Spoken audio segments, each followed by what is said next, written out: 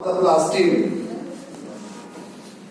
यदि हम प्लास्टिड की बात करते हैं तो प्लास्टिड एक ऐसा ऑर्गेनेल है which is only found in plant cell. Only found in plant cell. Plant cell मतलब ये एक डिस्टिंग्विश कैरेक्टर भी है प्लांट सेल का। जैसे हम कह सकते हैं कि जैसे डिफरेंशिएट करते हैं प्लांट सेल और एनिमल सेल को, तो एक तो है कि प्लांट सेल के अंदर सेल वॉल होता है, एनिमल सेल में सेल वॉल नहीं होता है। उसी तरीके से if you see plastids, so plastids are present in plant cell but it is absent into the animal cells. दूसरी बात, जहां तक इसकी डिस्कवरी की बात है तो it was discovered by Schimmer.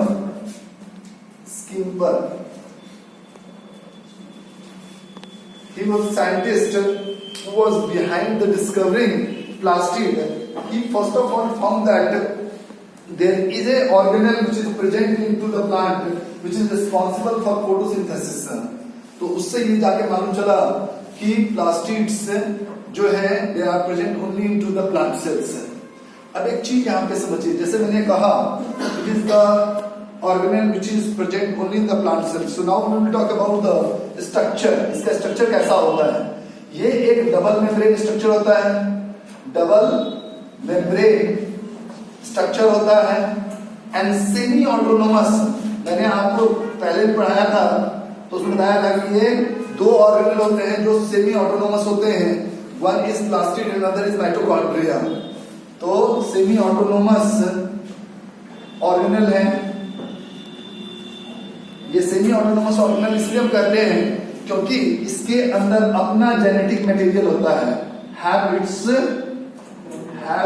Own genetic material. तो जब इसका अपना जेनेटिक मटेरियल होगा तो most of the work will be perform by the information which will be coming from their own genetic material और not. For only certain functions they have to depend on the nucleus. So that's why we say them semi autonomous. Autonomous means independent, semi independent. तो semi independent कहने का मतलब हुआ कि most of the work will be perform by the individual और not. ठीक है, तो एक सेमी ऑटोनोमस ऑर्गेनेल है और इस ऑर्गेनेल को यदि आप देखो तो ये डबल मेम्ब्रेन स्ट्रक्चर जो होता है इसके अंदर तुम्हारे 70s राइबोसोम्स भी मिलते हैं, हाँ या नहीं? दो ऑर्गेनेल बताया था आपको जिसके अंदर 70s राइबोसोम मिलते हैं, माइटोकॉन्ड्रिया एंड प्लास्टिड्स। इनमें यदि आप एक डबल मेम्ब्रेन या प्लास्टिड का स्ट्रक्चर देखोगे तो हम बेसिकली इसके तीन टाइप होते हैं। उनमें सबसे इंपॉर्टेंट जो टाइप होता है वो होता है क्लोरोप्लास्ट। जो प्लास्टिड होते हैं, प्लास्टिड बेसिकली थ्री टाइप के होते हैं। कितने टाइप के होते हैं? थ्री टाइप के। या तो ये ल्यूकोप्लास्ट होंगे, या ये क्रोमोप्लास्ट होंगे, या ये क्लोरोप्लास्ट होंगे। तुम इसके बारे में सुन रखे हो, ठीक है? क्लोरोप्लास्ट कॉमनली आप जब कहते हैं प्लांट्स हैव गॉट क्लोरोप्लास्ट, तो क्लोरोप्लास्ट जो होते हैं तो क्लोरोप्लास्ट के अंदर एक पिगमेंट होता है क्लोरोफिल पिगमेंट।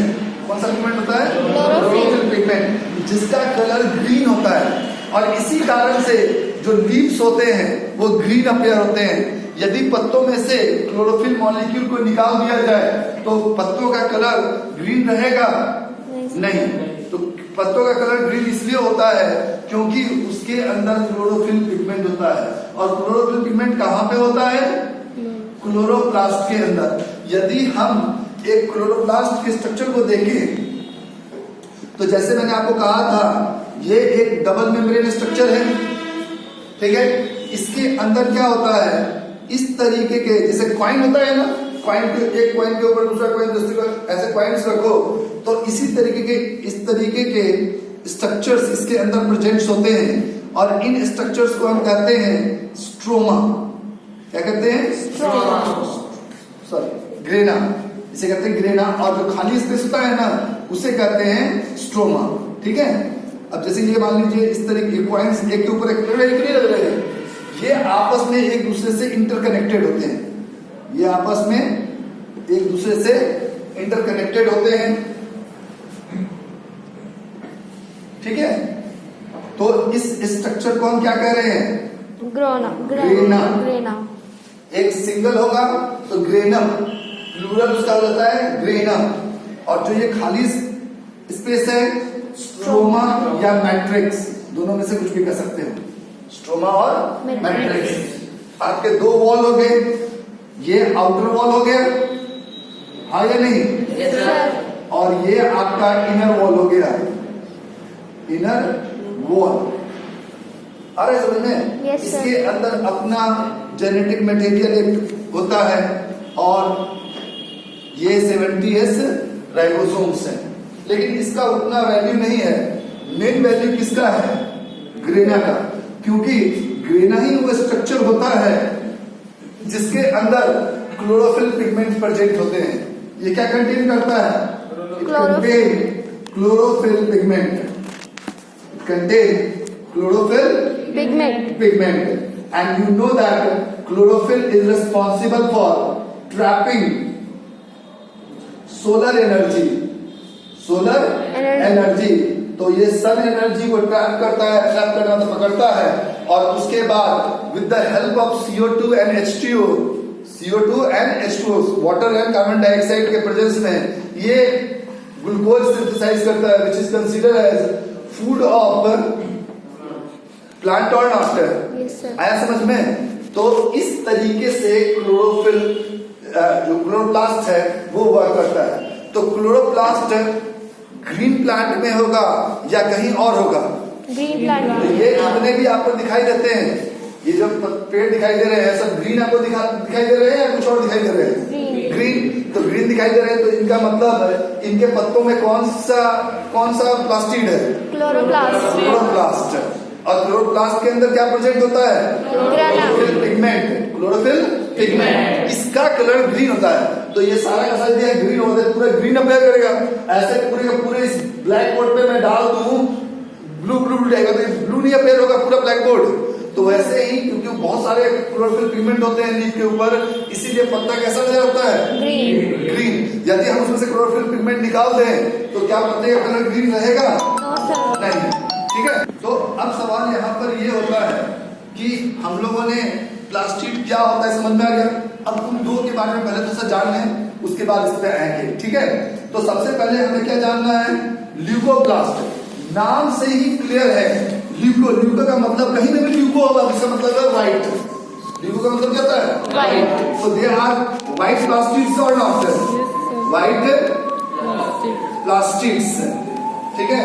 जैसे ल्यूकोप्लास्ट, RBC, WBC और प्लेटलेट्स, ये ब्लड सेल्स होते हैं ना हमारे में। तो जो WBC होते हैं उसे क्या नाम कहते हो? White blood cells. उसी का दूसरा नाम है ल्यूकोसाइट। उसका दूसरा नाम क्या है? ल्यूकोसाइट। तो ल्यूको मतलब व्हाइट, तो यहाँ पे ल्यूकोप्लास्ट है, तो इसका मतलब क्या हो गया? White plastids. नॉर्मली ये सिलेंड्रिकल या राउंड शेप के होते हैं। किस शेप के होते हैं? सिलेंड्रिकल या राउंड शेप का। और इनका काम होता है स्टोरेज। इनका काम होता है स्टोरेज। तो ल्यूकोप्लास्ट जो होता है, दे आर राउंड और cylindrical, and they will be, their main function is storage. इसका मेन काम क्या है? स्टोरेज। अब स्टोरेज अलग अलग कंपोनेंट से करता है। लिपिड भी स्टोर कर सकता है, प्रोटीन भी स्टोर कर सकता है। ठीक है। तो यदि स्टोरेज का काम कोई प्लास्टिड कर रहा है तो वो कौन सा प्लास्टिड होगा? ल्यूकोप्लास्ट। एक बात समझो, यदि स्टार्च मतलब कार्बोहाइड्रेट, यदि स्टार्च स्टोर हो रहा है तो उसे हम कहते हैं एमाइलोप्लास्ट। उसे क्या कहते हैं? एमाइलोप्लास्ट। तो अलग अलग नाम ले दिया गया स्टोरेज में। यदि स्टार्च स्टोर हो रहा है तो एमाइलोप्लास्ट। ऐसे ही फैट हो रहा है एरियोप्लास्ट। तो अलग अलग कंपोनेंट्स जो होते हैं, यदि वो स्टोर हो रहे हैं तो उनका नाम भी अलग अलग हो जाएगा या सेम रहेगा? अलग अलग हो जाएगा। मान लीजिए प्रोटीन स्टोर कर रहा है, प्रोटीन स्टोर कर रहा है एल्यूरोप्लास्ट, एल्यूरोप्लास्ट, ठीक है। तो इससे क्लियर हो गया कि ल्यूकोप्लास्ट का काम क्या होता है और कैसे होते हैं, देखने में कैसे लगते हैं, ठीक है। अब तुमसे क्वेश्चन कैसे आएगा? तुमसे क्वेश्चन नॉर्मली जो आता है, एक तो डायरेक्ट इनका फंक्शन पूछा जाता है 1 नंबर में, या तुमसे ये पूछ सकता है व्हाट इज एमाइलोप्लास्ट। यदि तुमसे पूछ जाएगा व्हाट इज एमाइलोप्लास्ट, तो they are the leucoplast which store starch और not. Yes, sir. Leucoplast which store starch will be called as what? Amyloplast. Amyloplast. Leucoplast storing the fat is called as what? Alloplast. ठीक है। Leucoplast storing the protein is called as alloplast. So the different names have been given for the different plastids or not? Yes, sir. तो ये leucoplast क्या होते हैं, क्या काम करते हैं, समझ में आ गया? Yes, sir. अब आते हैं हम क्रोमोप्लास्ट। क्रोमोप्लास्ट कहने का मतलब होता है the colourful plastids other than white and green. तो ये क्या होते हैं? कलरफुल प्लास्टिड्स, और इनके अंदर ये एबिलिटी होती है कि they will convert, ability to convert into chloroplast, convert into chloroplast. इसको ऐसे समझो, अभी ठंड आ रही है तो आप देखना जनवरी अब आ गया ना, जनवरी या जनवरी के लास्ट तक में आम के पेड़ों पे नए नए पत्ते निकलने लगते हैं, निकलते हैं। आम के जो नए पत्ते निकलते हैं वो ग्रीन होते हैं या ब्राउन होते हैं? ब्राउन होते हैं, गौर करके देखना, वो कम ब्राउन सा होते हैं। और कुछ दिन के बाद धीरे धीरे वो ब्राउन कलर के जो पत्ते होते हैं वो ग्रीन कलर के जाते हैं या नहीं आते हैं? या वो क्या जाते हैं, कन्वर्ट जाते हैं ना। तो वो जो ब्राउन कलर का था वो कौन सा, वहां पे कौन सा प्लास्टिक था? क्रोमोप्लास्ट। और धीरे धीरे वो क्या में कन्वर्ट हो गया? क्लोरोप्लास्ट। तो जो क्रोमोप्लास्ट होता है they are basically responsible for the coloration and they are present into the decorative plants leaf. जो डेकोरेटिव प्लांट होते हैं ना, उसमें देखना अलग अलग तरह के कलर के पत्ते होते हैं। ग्रीन पत्ते नहीं होते हैं, ग्रीन तो होते ही होते होंगे, उनके अलावा लाल, पीले, हरे, गुलाबी कलर के पत्ते होते हैं। तो वो जो अलग अलग कलर के पत्ते होते हैं जिसको हम डेकोरेशन के लिए यूज करते हैं, वो पत्तों का कलर वो डिफरेंट कलर का ग्रीन से अलग क्यों होता है? Because of the presence of chromoplast. आया समझ में? Yes, sir. इनके अंदर भी एबिलिटी होती है कि वो फोटोसिंथेसिस कर सके, ठीक है, टू ए सर्टेन लेवल। तो उनके लिए ना ब्राइट लाइट की जरूरत नहीं होती है। तो इसीलिए गौर करके देखना, जो डेकोरेटिव प्लांट्स होते हैं उनको सनलाइट में रखने की कोई जरूरत नहीं है।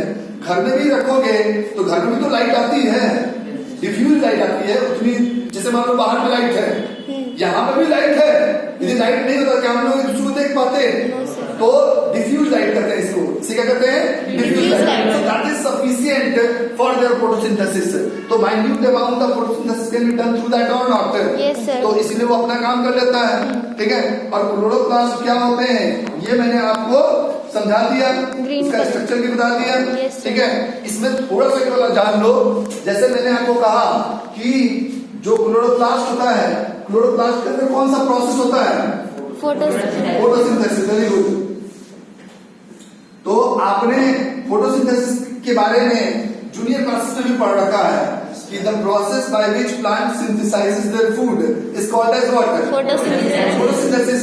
तो फोटोसिंथेसिस जो ये प्रोसेस होता है वो 2 फेज में कंप्लीट होता है। कितने फेज में कंप्लीट होता है? 2 फेज में, 2 फेज में कंप्लीट होता है। और ये फेज है light phase and dark phase, या इसे हम light reaction and dark reaction के नाम से भी जानते हैं। ये दोनों रिएक्शन जब कंप्लीट होंगे तब जाकर फोटोसिंथेसिस कंप्लीट होता है। तो इसमें जो ये लाइट रिएक्शन है ये तो होता है ग्रेना के अंदर, और जो ये डार्क रिएक्शन है ये होता है स्ट्रोमा के अंदर। लाइट रिएक्शन क्या होता है? ग्रेना के अंदर। और डार्क रिएक्शन क्या होता है? स्ट्रोमा के अंदर। दोनों ही क्लोरोप्लास्ट के अंदर है या क्लोरोप्लास्ट से बाहर है? अंदर है। तो पूरा का पूरा जो फोटोसिंथेसिस प्रोसेस है वो क्लोरोप्लास्ट के अंदर हो जाएगा या नहीं हो जाएगा? हो जाएगा। तो इस तरीके से क्लोरोप्लास्ट होता है। Okay sir. क्लोरोप्लास्ट के अंदर पूरा का पूरा फोटोसिंथेसिस प्रोसेस रन करता है। आया समझ में? Yes sir. तो तुमसे यदि प्लास्टिड के फंक्शन पूछा जाए तो इसका फंक्शन, इसका फंक्शन, इसका फंक्शन, तीनों का फंक्शन लिख दो। That will become the function of the plastid. और नॉट। Yes sir. तो ये क्या होते हैं, कैसे होते हैं, क्लियर हो गया? Yes, sir. इसमें किसी को प्रॉब्लम है? No sir. ठीक है। अब जो हम लोग नेक्स्ट ऑर्गेनल की बात करेंगे, we will talk about the vacuole. ये क्लियर है? इसमें किसी को डाउट है? No, ठीक है। तो next we will move toward the vacuole. कि वैक्यूल क्या होता है, किस तरह की स्ट्रक्चर, किस तरह के सेल्स में प्रेजेंट होता है और उसका क्या फंक्शन है हमारे सेल के अंदर। क्योंकि देखो जितने भी ऑर्गेनल हैं, यदि हमारे सेल के अंदर वो प्रेजेंट है तो कुछ ना कुछ तो काम करते होंगे। मान लो आप लोग अपने घर के एक इंटीग्रल मेंबर हैं, तो घर में कुछ तो इंपॉर्टेंस होगा, हाँ या नहीं? Yes sir. कि ऐसा भी कोई है जिसे घर में कोई इंपॉर्टेंस ही नहीं है, तो यदि घर में कोई इंपॉर्टेंस नहीं है तो उसका रहना अपना रहना बेकार है? Yes sir. उसकी कोई वैल्यू है? No sir. नहीं। चाहे रोटी बेलने के लिए ही इंपॉर्टेंस तो रहना चाहिए, कुछ तो करेगा घर का। तो उसी तरीके से जो सेल्स होते हैं उनके अंदर जितने भी ऑर्गेनल्स होते हैं वो कुछ न कुछ काम जरूर करते हैं जिससे कि सेल की फंक्शनिंग प्रॉपर तरीके से रन कर सके। आप ही लोग हो, घर में कुछ न कुछ तो करते होगे, तोड़ते होगे, फोड़ते होगे, ठीक है, सामान गिरा दिया, नुकसान कर दिया, कुछ तो करते होगे, माँ बाप को तंग करते होगे, कुछ तो करते होगे, क्यों रे? कुछ तो होगा, तो उसका कुछ तो इम्पोर्टेंस है, ठीक है। अब जिसका कोई इम्पोर्टेंस नहीं है तो उसके रहने और न रहने से कोई फर्क पड़ता नहीं है, उसको निकाल के बाहर फेंक दो तो कोई फर्क नहीं पड़ता है, ठीक है। तो ये सेल के अंदर यदि कोई भी ऑर्गेनल है तो उसका अपना कुछ ना कुछ इंपॉर्टेंस है। Next we talk about the vacuoles. अब एक बात समझिए, जब हम वैक्यूल्स कहते हैं तो वैक्यूल्स कहने का मतलब क्या है और वो किस लिए होता है और कहाँ होता है, समझिए। वैक्यूल्स मेनली प्रोमिनेंट होता है प्लांट सेल के अंदर। किसके अंदर प्रोमिनेंट होता है? प्लांट सेल के अंदर prominent in plant cell, but it is either absent or present in very small size into the animal cells. Animal cells जो होंगे उसमें या तो वो absent होंगे, either absent or present in small size. Present in small size. तो इसके size से ही हम ये डिटरमिन कर सकते हैं कि कौन सा प्लांट सेल है और कौन सा एनिमल सेल है। यदि हम एक एनिमल सेल के स्ट्रक्चर को ड्रॉ करें, मान लो ये प्लांट सेल है, ठीक है, तो प्लांट सेल में ये पूरा का पूरा एरिया जो है ये वैक्यूल है। ये क्या हो गया? वैक्यूल। तो एक सेल के अंदर एक लार्ज एरिया को ऑक्युपाई करता है या एक स्मॉल एरिया को ऑक्युपाई कर रहा है? तो ये काफी प्रोमिनेंट स्ट्रक्चर है या नहीं? ठीक है। अब देखो ये क्या करता है, इसके अंदर सेल सैप होता है। इसके अंदर क्या होता है? सेल सैप मतलब एक लिक्विड मटेरियल होता है, एक फ्लूइड मटेरियल होता है which is responsible, which is called as what? Cell sap, which is responsible for maintaining the osmoregularity or osmoregulation into the cell. ये जो fluid material है, this is responsible for maintaining osmolarity. अब सवाल ये है, osmolarity क्या होती है? osmolarity कहने का मतलब होता है जो प्लांट का सेल है उसके अंदर एक proper amount of nutrient, proper amount of minerals, proper amount of water होना चाहिए या कम और ज्यादा होना चाहिए? बिल्कुल परफेक्ट सब कुछ प्रॉपर अमाउंट होना चाहिए। तो इस चीज को मेंटेन कौन करके रखता है? वैक्यूल। यदि मान लीजिए यहाँ पर ज्यादा हो गया तो इसमें डिफ्यूज हो गया, मान लीजिए यहाँ पे सेल के अंदर कम है तो यहाँ वैक्यूल से डिफ्यूज करके वो सेल में चला जाएगा। तो इससे जो वाटर का बैलेंस है, जो आयरन का बैलेंस है, जो मिनरल्स का बैलेंस है, they all will be maintained in the cell और not? Yes, sir. Plant cell के अंदर मेंटेन रहेगा। इसके अलावा एक बात बताओ, मैं कह रहा हूं ये वैक्यूल है, तो इस वैक्यूल का जो आउटर मेम्ब्रेन है वो ये है या कोई और है? ये है ना। तो इस आउटर मेम्ब्रेन ऑफ और जो बाउंड्री होता है वैक्यूल को, उसे हम कहते हैं टोनोप्लास्ट। उसे क्या कहते हैं? Tonoplast. The outer membrane of vacuole is called as what? Tonoplast. तो वैक्यूल क्या होता है, क्या करता है, अभी क्या क्या फंक्शन हुआ? एक तो सेल के शेप को मेंटेन करने के लिए रिस्पॉन्सिबल हो गया, दूसरा ऑस्मोलैरिटी मेंटेन करने के लिए रिस्पॉन्सिबल हो गया। इसके अलावा it will be helping in digestion and excretion of the plant cell. So all these are the function of vacuole और नॉट? Yes, sir. आया समझ में? Yes, sir. तो ये है आपका वैक्यूल के बारे में जानकारी। तुमसे क्वेश्चन में लिए क्या क्या पूछे जा सकते हैं? वैक्यूल किस तरह के सेल्स में प्रोमिनेंट होते हैं? आउटर वॉल ऑफ वैक्यूल को क्या कहते हैं? टोनोप्लास्ट। और इसका फंक्शन क्या होता है? कम से कम हर ऑर्गेनल के दो फंक्शन आपको याद होने चाहिए। हो जाएगा। Next we will move toward the centrosome. इसकी बात करेंगे। सेंट्रोजोम। अब एक बात समझिए, सेंट्रोजोम केवल एकमात्र ऐसा स्ट्रक्चर है जो एनिमल सेल में होता है लेकिन प्लांट सेल में नहीं होता है। अब तक जितने भी ऑर्गेनल हम बात कर रहे थे वो प्लांट सेल में थे, एनिमल सेल में नहीं थे। जैसे मैंने कहा सेल वॉल प्लांट सेल में है, एनिमल सेल में नहीं है। वैक्यूल प्लांट सेल में है, एनिमल सेल में या तो स्मॉल साइज में एब्सेंट है।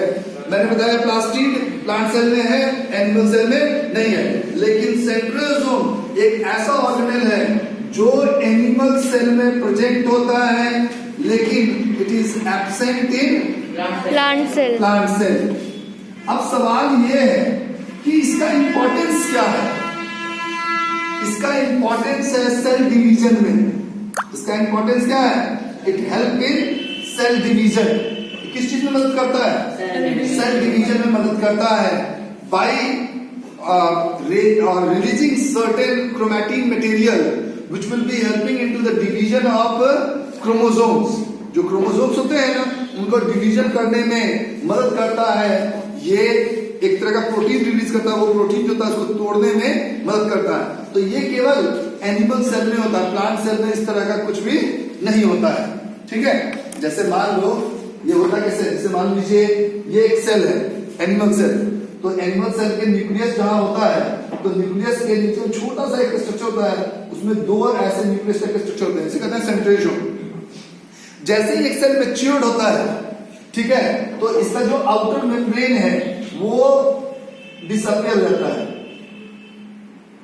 वो क्या हो गया? डिसअपियर। और इसके जो दो स्ट्रक्चर है इन्हें हम कहते हैं सेंट्रियोल। सेंट्रियोल के दो स्ट्रक्चर क्या होते हैं? सेंट्रियोल। कहीं कहीं पे सेंट्रियोल लिखा हुआ मिल जाएगा तुम्हें, तो